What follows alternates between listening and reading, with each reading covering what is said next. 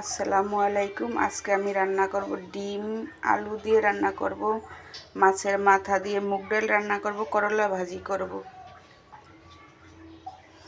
এখানে আমি ডিমগুলি ভেজে নেব। ডিম আলু ভাজা হয়েছে, এখানে আমি মশলা বাটা দেব।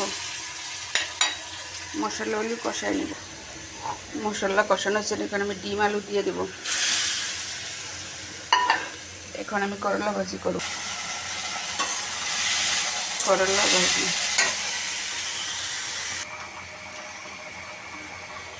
এখানে আমি ডিমে একটু জিরার গুঁড়ি দিয়ে দেব। মাছের মাথা দিয়ে মুগ ডাল রান্নার জন্য পেঁয়াজগুলি ভেজে নেব। এখানে আমি মশলা বাটা দিয়ে দেব। কষানোর জন্য একটু পানি দেব। মশলা কষানোর জন্য মাছের মাথা দেব।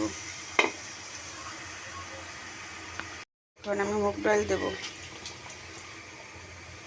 এখানে আমি ভালো করে কষিয়ে নেব। এখন আমি কয়েকটা কাঁচা মরিচ আর পানি দিয়ে দেব।